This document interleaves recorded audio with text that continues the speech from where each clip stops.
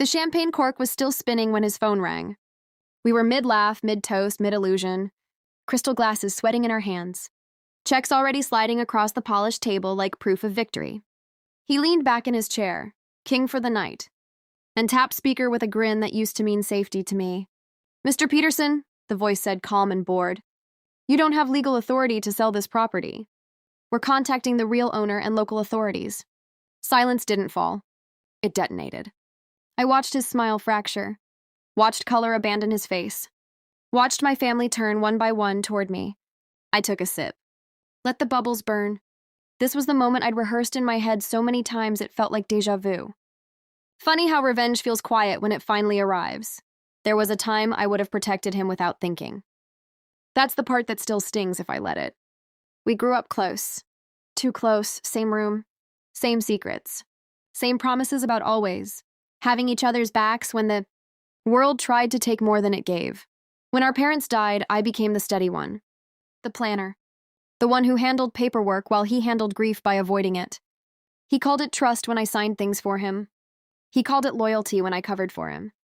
He called it love when he convinced me to put the beach house in my name temporarily, just until his business stabilized, just until the lawyers stopped circling, just until he got back on his feet.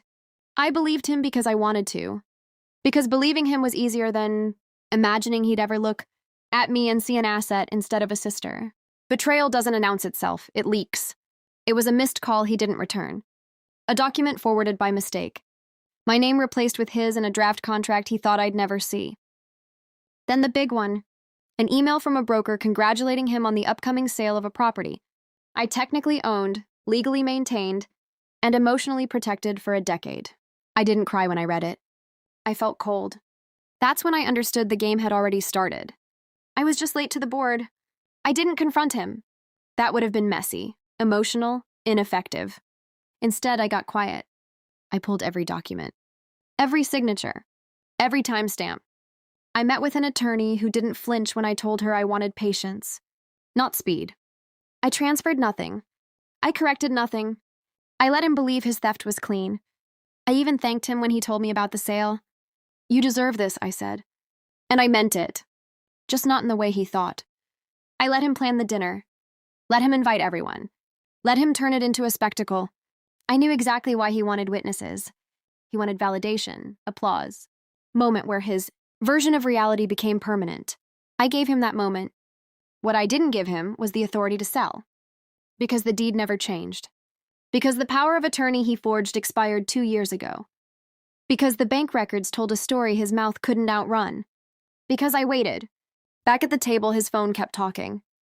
"We've frozen the transfer," the voice said. "Funds will be reversed. We're filing a report for attempted fraud." My aunt stood up too fast.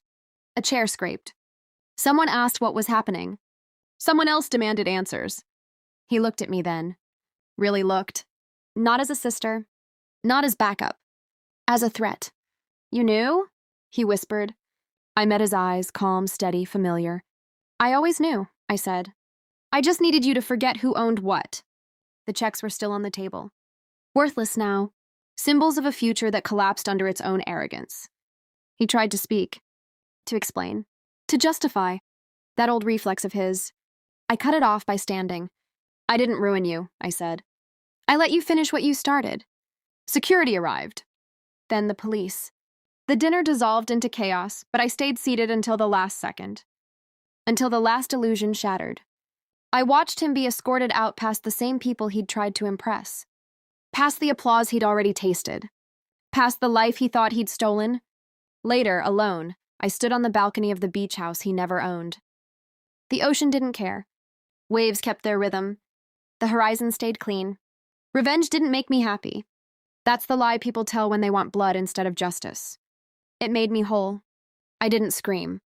I didn't gloat. I didn't chase closure from his apology texts that came flooding in once reality set in. I changed the locks, filed the final paperwork, sat in the quiet and felt something unfamiliar settle into my chest. Relief. He thought power came from taking. I learned it comes from waiting. And when I finally raised my glass again, alone this time, there was no champagne. Just silence. And ownership.